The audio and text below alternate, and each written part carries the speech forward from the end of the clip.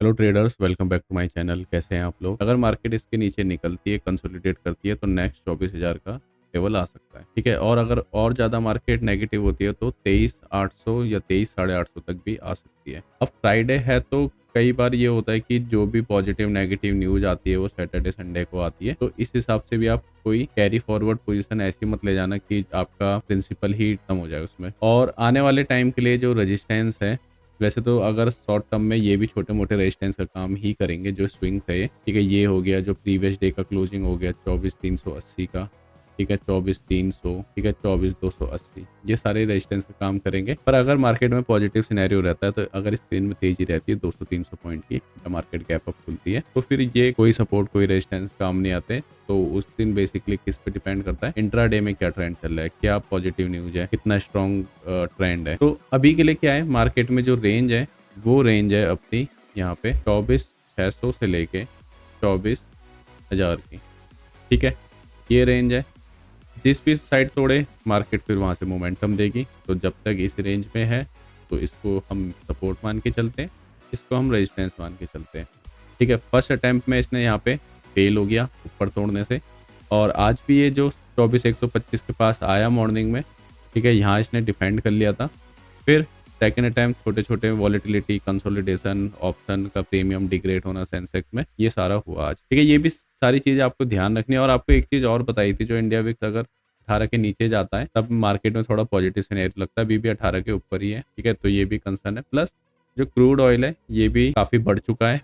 ठीक है, जब तक ये प्रॉपर गिरता नहीं है तब तक एक ब्रॉडर वे में इकोनॉमी में वो चीज़ें रहेगी कि इन्फ्लेशन बढ़ना, चीज़ों के दाम बढ़ना और नेगेटिव सेंटिमेंट करे ना, ये इस चीज़ को इफेक्ट करेगा ही करेगा इन ए लॉन्ग टर्म में। कोई शॉर्ट की पोजीशन बनानी होती है तो जो ऐसे बड़े लेवल होते हैं यहाँ पे बनाई जाती है, और टारगेट रखा जाता है फ्यूचर में 400 से 500 पॉइंट का। या तो ऐसे रख लो या इन द मनी की कॉल शॉर्ट कर दो विद हैजिंग। ये सारी चीज़ें स्ट्रेटेजी बताऊंगा मैं। शनिवार संडे को टाइम मिलता है तो वीडियो अब रिकॉर्ड करने का वहाँ रिकॉर्ड हो जाएगी। अभी के लिए यहाँ पे सपोर्ट क्या है, जो मेजर सपोर्ट है, अगर कल बाय चांस मार्केट यहाँ पे आ जाती है 23,800 पे, तो मैं यहाँ पर बायर हूँ, या 24,600 पे निकल जाती है तो इंट्राडे में मैं शॉर्ट हूँ। ठीक है, इंट्राडे में शॉर्ट। इंट्राडे में शॉर्ट क्यों? क्योंकि फिर ट्रेंड क्या हो जाएगा, पॉजिटिव हो जाएगा। जब भी ट्रेंड पॉजिटिव होता है तो हमें ट्रेंड के साथ चलना होता है। या तो बाय ऑन डिप करो कैरी फॉरवर्ड, या इंट्राडे में बाय करो, या इंट्राडे में शॉर्ट करो। ठीक है, ऐसी वाइस वर्सा अगर नेगेटिव ट्रेंड रहता है तो कैरी फॉरवर्ड शॉर्ट ले जा सकते हो, इंट्राडे में बाय ऑन डिप कर सकते हो, और इंट्राडे में शॉर्ट कर सकते हो। ये सारी चीज़ें आपको पता होनी चाहिए, नहीं तो आप अपने खुद के एक्सपीरियंस के साथ सीख जाओगे। और जितना भी एनालिसिस होता है वो सिर्फ 20% है, क्योंकि ये क्या है, पास्ट है। ठीक है, हम इसमें एनालिसिस कर रहे हैं, या कोई भी अपने पैटर्न से रिलेटेड ट्रेड मिल रही है तो हम उसको एग्जीक्यूट कर रहे हैं। पर 80% क्या होता है, वो पूरा इंट्राडे होता है। उस पर्टिकुलर कल के दिन इंट्राडे में क्या होगा, हमें उस हिसाब से बिहेव करना होता है। जितना भी एनालिसिस करा जा रहा है ये, या प्रिडिक्शन करा जा रहा है, कैलकुलेटिव प्रिडिक्शन करा जा रहा है, इसका वेटेज सिर्फ 20% है। 80% हमेशा इंट्राडे का ही रहेगा। इंट्राडे में देखो, यहाँ पे ना जो भी कैरी फॉरवर्ड लेके गए होंगे पोजीशन, हमेशा पैनिक में रहेंगे। पर इंट्राडे में स्क्रीन पे तेजी मंदी करना आना चाहिए आपको। स्क्रीन पे तेजी मंदी करना सीख जाओगे आप, आपको किसी भी चीज़ की जरूरत नहीं पड़ेगी। तो कैसे होगा, वो प्राइस एक्शन के थ्रू होगा, आपकी मार्केट को लेके समझ के ऊपर होगा, आपके एक्सपीरियंस के ऊपर होगा। और इन सबके कॉम्बिनेशन के बाद आपका रिस्क मैनेजमेंट और पोजीशन साइजिंग क्या है, ये बहुत इंपॉर्टेंट डिपेंड करेगा। तो उस हिसाब से करना।